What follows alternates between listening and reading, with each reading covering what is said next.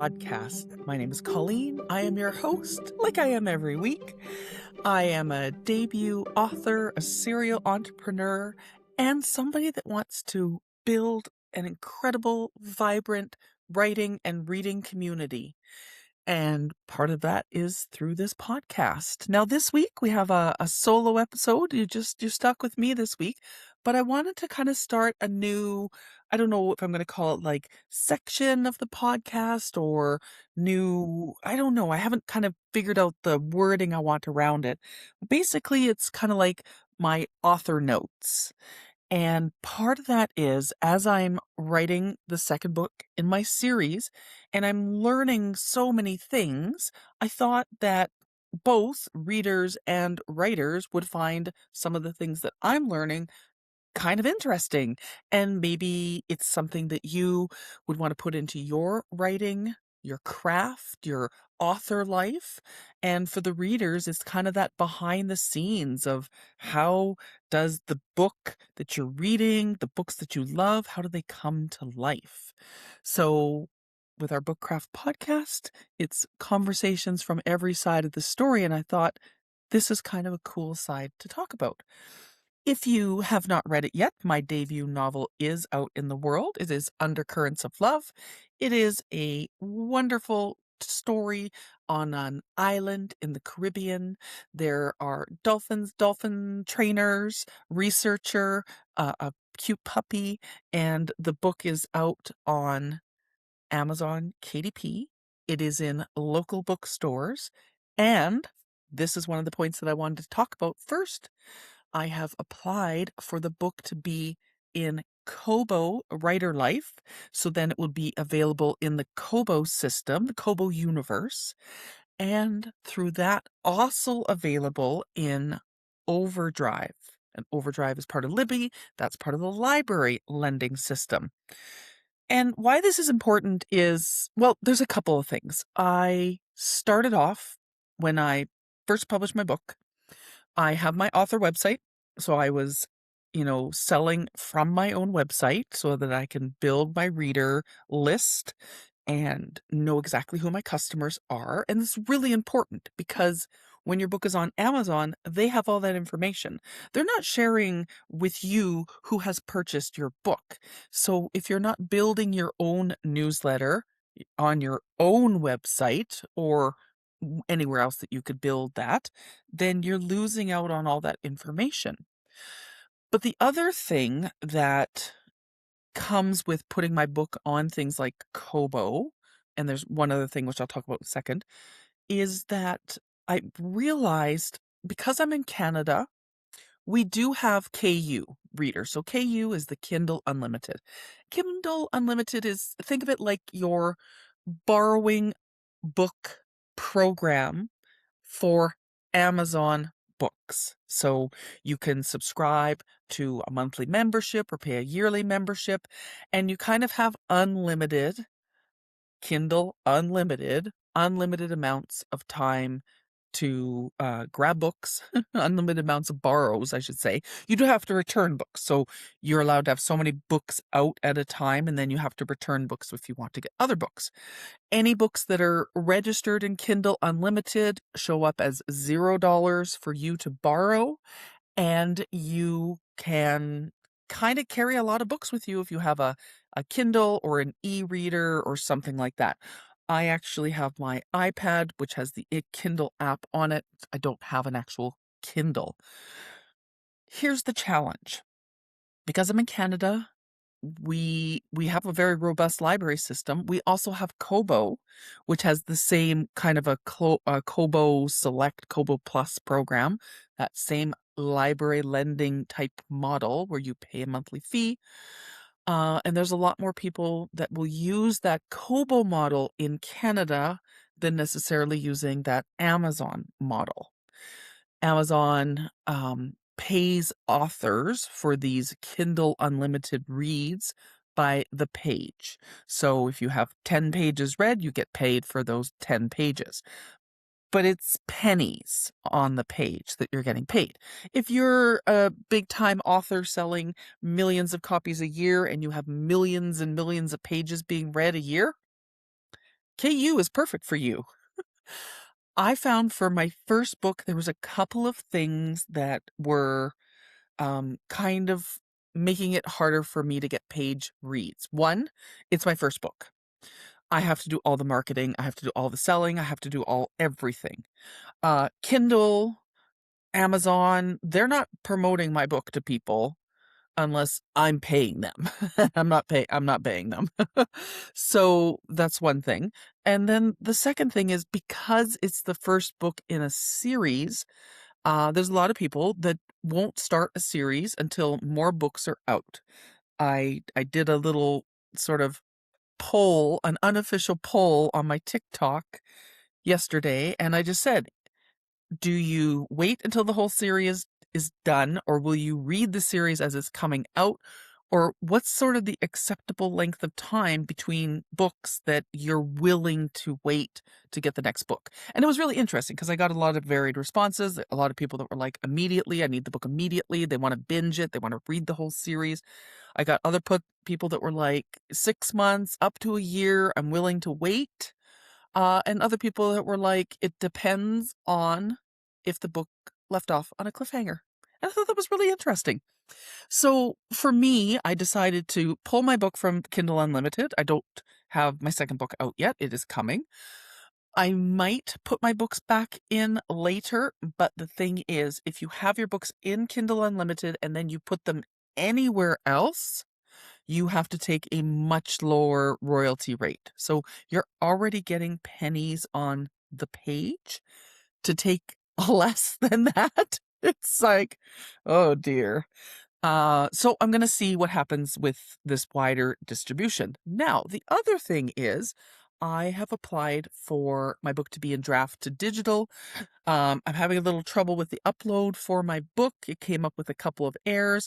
The errors are gobbledygook. I don't know what they mean, so I'm waiting for an actual human to contact me.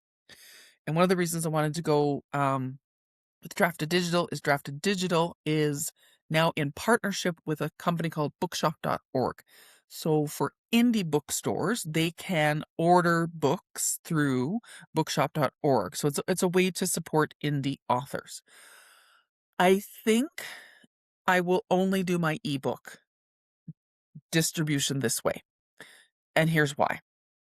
If you do print book and you don't select that a bookstore can return your book, bookstores won't take a chance on your book. So one of the things, it's kind of like, Wizard of Oz pull behind the curtain. Indie bookstores are needed. I love most indie bookstores. Just be honest. I love most of them.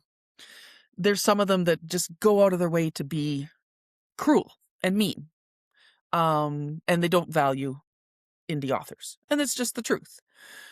But the other problem is if a bookstore orders your books and then they decide to return your books, the author, you have to pay for that. The bookstore isn't paying for that. The company you're distributing through isn't paying for that. You're paying for that. So imagine the scenario where a bookstore decides to take a chance on your book and they order a whole bunch of copies, they don't sell, and they return them. Well, not only have you paid for the printing of the book, now you're paying for the return of the book. And I've heard a lot of authors say that they just simply say, just destroy the books. Just destroy them because I don't want to pay. They don't want to pay for them to be shipped back. They don't want to pay for them. They just don't want to pay. And I totally get that. So with this other company that I'm looking at doing distribution, they do print distribution, but then I'm on the hook if I select that bookstores are allowed to return books. So as an indie author, you kind of have to really like figure out where to put your books, where to put your time and energy. And for me, one of the things is there's a couple of just incredibly amazing independent bookstores that are in my area. And, it's exciting to get the books there. And, and some of them are really genuinely genuinely generous and excited. They're like, oh my gosh, you're an author? Come to my store. And I think a lot of readers don't realize how challenging it is to get your books out there. when you're doing all the things by yourself. So for me, I am really focusing on my own website, building my own readership because I want my readers to come from my website. And going forward in the future, I'm going to have things that are going to be exclusive to my website because the people that have been supporting me, they're getting my emails, they're purchasing events from me. I do the reading retreats, I do the writers retreats, I have the reading table, the immersive literary 1 month long book reading event. Like, the people that are supporting those things are then going to get the benefit of all the perks and the extras. And to that end, with my website, I have just recently got it all sorted out. I kind of ended up with a random day off the other day because I was supposed to be doing something else, but it's okay. I got my ebook on my website, and I was able to put my ebook on my website for a little bit less than you would purchase it from Amazon.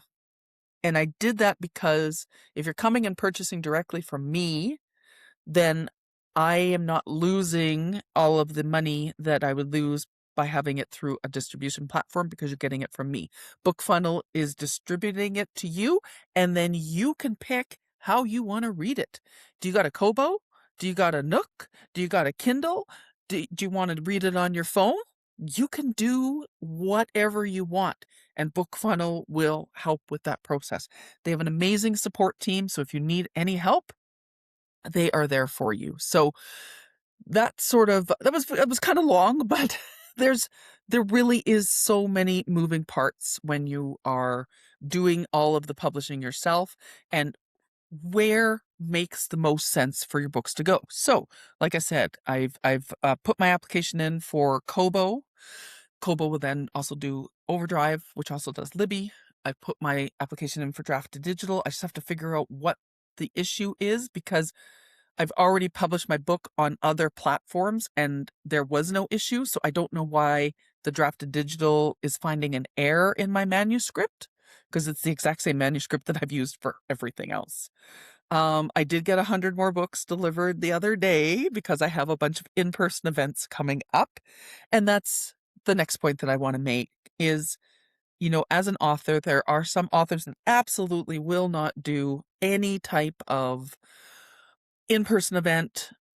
They're just like 100% no. And I get that, if they're maybe super duper introverted. I'm an introvert extrovert. I guess I'm called an ambivert. I'm an ambivert. I can extrovert, but then I need to like not people for a while. I gotta like recharge my people battery. But I have applied for markets. I've been accepted to markets, and I'll be hand selling in person my book. Hopefully, by the time the markets start, it'll be 2 books. So we'll see. We'll see. The editing is coming along really well. I'll talk about that in a second. But for me, then I needed to order books. So I need physical books. So another 100 books came the other day. The Pure Later guy was very, very angry at me because it had snowed like a foot the day before and we hadn't shoveled yet. But it was like, dude, I didn't know you were coming today. So like, take it down a notch. But boxes of books are really heavy, and I understand that. But it was exciting to see more copies of my books. So once this next set of books gets sold, I will be at over 300 books. So I just got to get the next bit sold, but that's pretty exciting. And I'm working hard to get that book out there. And it's something I just thought about. I was listening to a podcast the other day. I listen to a lot of podcasts. I love podcasts. I hope you're listening to my podcast because I love podcasts and I love making podcasts. But I was driving the other day. I have a long drive every day, and I was listening to a podcast, and she was talking about backlist books and promoting those backlist books. So a backlist book is any book that's not currently out for like your current book. So right now, my current book under Currents of Love is my only book out. So that's called your front list. Once book 2 comes out, though, I am going this. I'm sorry, I'm getting really kind of like weird about this, but I'm going to have a backlist. So this I know, it's so nerdy and it's so random, but this kind of is exciting for me. Like, I'll have a backlist of books. It is only a backlist of one book, but whatever. I'm gonna have a backlist. So it's kind of exciting. Um, the second book. So we gotta talk about the second book. Oh my goodness, everybody. So I've had many epiphanies lately, and there's things that I did not know about myself as an author. And it's kind of I've figuring these things out as I'm going. So the first one is when I wrote my first book, I wrote it sort of front to finish. I knew everything that I wanted to happen, and then when I went back to edit, what I ended up doing for the editing was reading through things and being like, okay, that part's not clear enough. I need to add in another scene. Okay, this scene doesn't make any sense to the book. This needs to go. And working on building sort of emotion, tension, and all of that. So the first book went out to the world. I'm very happy with it. Is there a couple things that I could have done differently or improved? Of course, you can always make improvements. You can always change things. But I'm really happy. I'm really happy with how it turned out. I think it's a fun, fast-paced book. You're going to learn about dolphins, and you're going to kind of get a insight into the the place, this island, this group of people, this found family. So it's really exciting. But with book two, what I realized, okay, first of all, I wrote book two. I'm gonna call it scattershot willy-nilly. I just wrote. I sat down and I wrote, and it didn't matter what I was writing, I just wrote. So if I was like, oh, I need Cece and Declan to do this, I just clackety clack and I'd write the scene. At the end of the first draft, I looked back at the book and I'm putting, if you're watching, you see me doing air quotes. I hadn't finished the first draft yet. I was at 77,000 words, and I want my first draft to be about 115,000 words so that I could edit it down to about 90-ish. But I felt like I was about 2/3 of the way through the first draft, and I felt lost. I was like, I don't even know what I've done here. So I printed that out, and in my writing program, I had all the chapters all over the place. I basically, chapter heading was Cece and Declan go to dinner. Riley and Gray pack luggage. Like, this is the chapter titles, just so I could see and kind of be like, oh, okay, that's what that chapter is about. So I printed off the 2/3 of the first draft, reordered everything physically on the papers, reordered everything, went back to my writing program, reordered the chapters, and then really started looking to see what was missing, what big things were missing. So I got another 30,000 words done, so I'm over 100,000 words now. And now is kind of the fun part.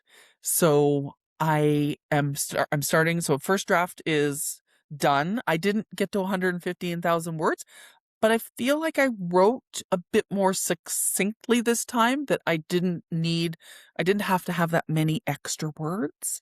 So it's kind of, do I need to add more? I'm going to need to add more, but I'll figure that out as I'm going through. Am I going to be cutting words? Absolutely, I'm going to be cutting words as well. So at the end, it will kind of probably filter down to, I would imagine it's going to be about 90,000 words again. I did write that 30,000 words in a week. I was off work last week and I wrote like a crazy person, and I just binged. The one day I did 13,000 words because I was just on a roll. But with that, I learned three really important things that I want to talk about. One, I'm a discovery drafter. So I'm a plantser. So there is the plotter, the person that plots their entire book out. Start to finish, everything's plotted out, and then when they go to write, they just have to basically write to the plot they plotted out. It's all the details. Then there's the pantser. You go by the seat of your pants and you just write. Then there's the plantser. That's what I am. I plot out some of the things because I have this entire huge universe that I'm creating. I can't just pants the whole thing. because I have to, so like for book two, the book two is based around the characters Cece and Declan. They were introduced to you in book one. You got to kind of see a little bit about them. Now they're going to be developed in book two. But as book two is being developed, the couple that's going to be in book three, I'm putting more of them in. So I have to start adding them now so that when you go to the end of book two, you're not like, I don't know who the next book is going to be about. You're going to know exactly who the next book is going to be about. But also all the little Easter eggs that I put through book one, I made a list of all of them, and then I looked through them, and it's like, what makes sense to go into book two? Oh, this scene here. Riley and Gray did this in the first book. Here's a great way that I can now put that boop into book two. So I have to do some plotting like that because I've got to have certain things happen with the characters now that kind of prime you as the reader when it happens in the next books, that you'll be like, oh, I remember in book two, because this is how I read things. When I read, I go, oh, that person was so-and-so's brother, sister's cousin from book three of the series of 25 books. I mean, yeah, that's how I do it. And so I know there's lots of books out there. There's lots of bingeable content out there. And that's what I want for once my whole series is done, is for people to binge it. They're going to finish book one and they're going to be like, where is book two? And I'm going to use an example. And some of you are going to be like shock and horror and grab your pearls around your neck. But the Twilight books, don't judge me. Just stop. I was working midnight to 8 a.m. shift and I needed to stay awake. My coworker was reading these books and she's like, these are saving my life because I can't put them down. And midnight to 8 a.m., let me tell you what happens. Nothing. You are bored to tears. You're waiting for something nebulous to happen, right? So I said, oh, I could use a book to read because I'm just sitting here. So I got the first book and I remember going to a Barnes and Noble at 11 o'clock at night before I was driving to my shift, because Barnes and Noble is open late, and being like, I swear to God, if they don't have the next book in the series, I'm going to cry. And I binged the entire series. And part of it was necessity because I needed to stay awake at night. And part of it was the content. Whether you like the Twilight books or not, it doesn't matter. But they are bingeable. You want to know what happens next. But for me, when I started reading it, the whole series was out, so I didn't have to wait for the next books.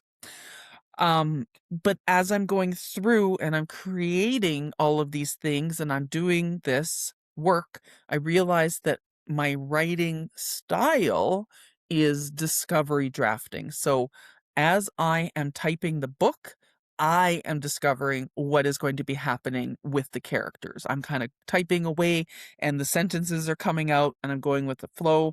I have been doing a lot of dictation lately because I still, if you've listened to the podcast recently, or if you're new, hi, I have an eye thing happening. And so I have a visual impairment in one part of my eye. I've got a floater that's kind of stuck. So I started doing some dictation just to help out, less screen time. And that's really helped me as well. So again, as I'm writing the chapter and I'm writing the scene and I'm working with this character, it's discovery drafting. I'm discovering what's going on. So that was a new term to me, and I thought that was very appropriate. I have also, as part of the plotting thing that I do, I have an incredibly robust character map of every character. I'm not even kidding you. If you came and sat with me right here and you sat beside me and we looked at my computer at my Trello board and I showed you my character map for every single character, you would be like, what is wrong with you? So these characters are very real to me. I have plotted everything out from what car they drive, where they went to university, who their family is, what their favorite food is, what kind of clothes they like to wear, everything about them. Because I don't want to have to be continuously going to my books that I've written and being like, okay, did I say that Marta has this kind of hair or this kind of hair. What color did I say her eyes are? Because I need to know what color her eyes are for this scene. No, I don't want to be doing that. So I have my huge character map for every character, including side characters. Theirs are much shorter because they're side characters, but characters that appeared in book 1 that are going to be big characters in book 4 and 5, again, I've taken them and I'm slowly adding to their character map. But I have to tell you guys this because this blew my mind. As I was reading, I started edits on my first draft, and I'm going through and I'm editing, and I'm looking at the characters, and I'm thinking about the characters, and I'm thinking about the character voice, and my brain went, "You don't have a clear map for your character's voice, like a voice fingerprint, a voice guide for your character." And my brain exploded, and I was like, I need to create one. Oh my gosh, you guys. Okay, so I have some American characters. We have American accent. I have Canadian character. I have Italian, British, Scottish, Irish, and characters from the islands. They all have different accents.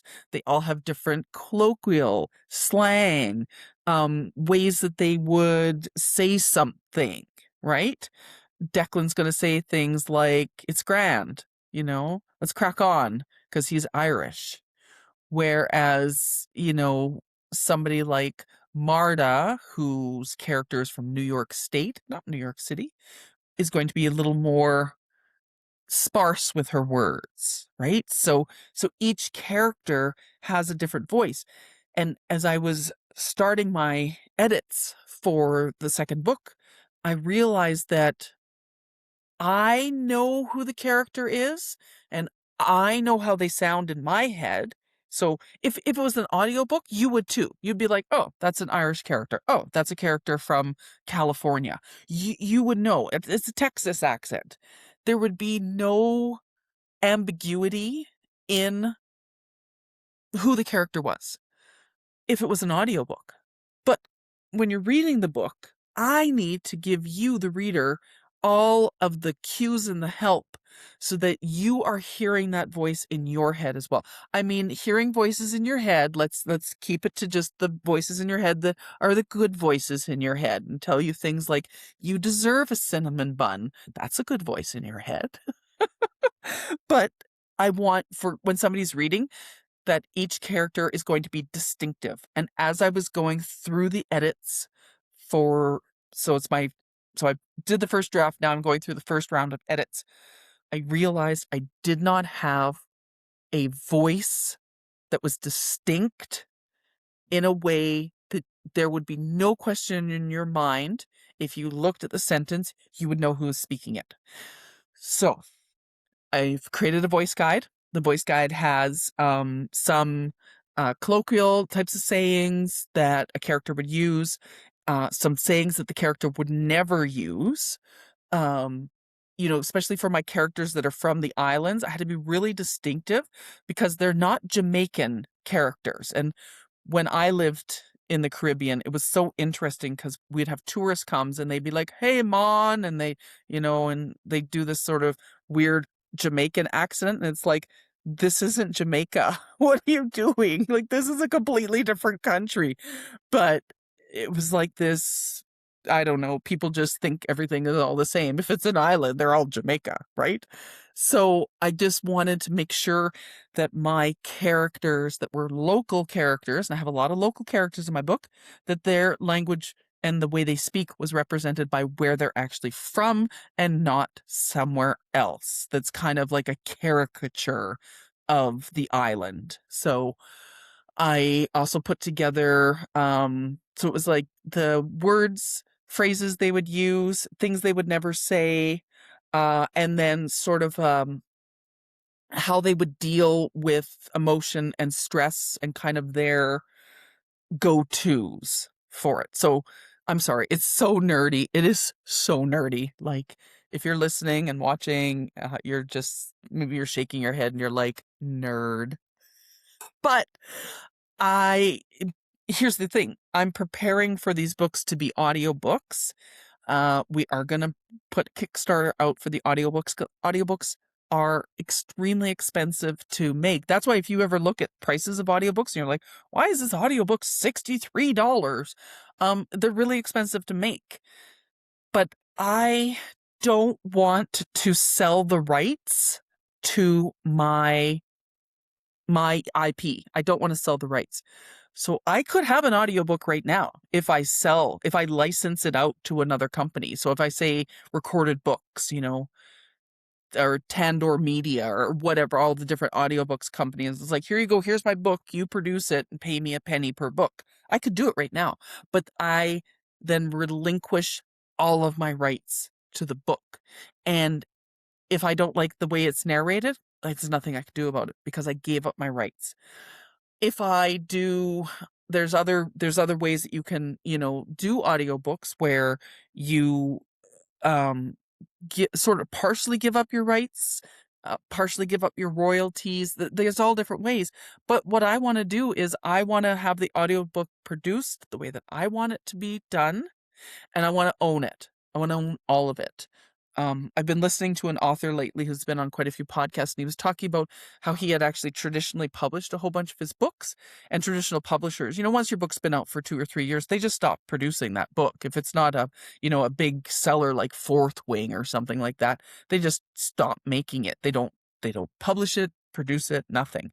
And so, sorry, where I'm staying at, they have a kitty. So she just came in to visit me. But he had this series of books that he really, really loved, and the publisher was like, no, we're not putting it out anymore. It doesn't sell. And he was like, you didn't market it properly. And he actually bought all of his digital rights back. He bought everything back, and he re-released the books, and they're selling like gangbusters because he knew how to market his own books. And so for me, I just don't want to ever get into the situation where somebody else owns the rights to my book. So things are going to take time. Yes. Would I love to have the audiobook done right now? 100% I would, but I can't. So I am going to launch a Kickstarter for that so that I can produce an amazing audiobook. So let me just look here at my little notes. So yeah, we talked about putting my ebook all over the place, including my own website. Thank you, BookFunnel, for making that an amazingly easy process. My Trello map with my characters, and now my voice guides. Oh, and then my voice guides, when I do the audiobooks, I can give the voice guides to my narrators and be like, here you go. Here is how they would do things, so that as they're reading, they're thinking about the voice that I want. I have CC, and you'll find this out in this book. CC's from Ohio, but CC's from a very, very specific place in Ohio, and it worked out perfectly that this place is a very affluent, planned community in Ohio, and I thought it was just pretty wild. Cam and Gray are both from California, but they're not cowabunga dude California guys. They both are, more of that regular California accent without all the weird slang around them. So yeah, I'm excited. I'm excited to kind of delve deep into some of these other things. And then the last thing is I actually did a whole analysis on my first manuscript, which was very, very interesting. So now what I'm going to do is I'm going to build a framework for all of the things from my first manuscript that could have been improved upon. Again, I love my first book. I love my first book so much. And so many of you have loved my first book. You know what? In fact, if you love my book, could you please do a review on a platform for me? It is so hard to get reviews done, and I've had so many people say, I loved your book, but then, of course, they're like, they don't do a review. But if you love my book, please do a review. But with the books, I totally lost my train of thought now. That's okay. With putting these books out there, it's exciting, it's fun. I'm at the point of the process with the edits where this is the part that I actually really like. A lot of people don't like edits, but for me, it's like that reading what I've written and being like, okay, how do I improve this? How do I make it faster? How do I make it better? Oh, the manuscript analysis that I did.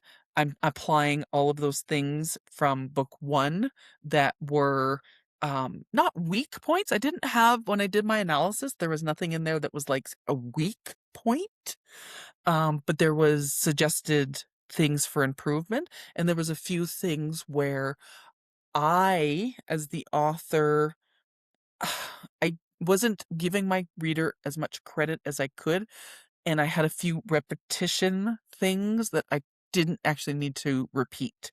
So, and part of it was because I was trying to make sure that people were still following along on the train of all of the things that were happening, because we sort of have like this whole big scene that happens in book one, which culminates in the catastrophic event for book one. And I I did a bit too much repetition that I didn't need to do. So I could have actually edited down a few things in book one. But again, it was my first book. I love it still. I have now read it 5 or 6 times front to back, and I still love it. So, with that, I hope that was interesting. I hope that was helpful. There's a lot of points in there. There's a lot that goes on with an author and writing and crafting and getting your book out there. So, with that, however you enjoy books, there is a place for you here. Thanks so much for being with me today. Bye.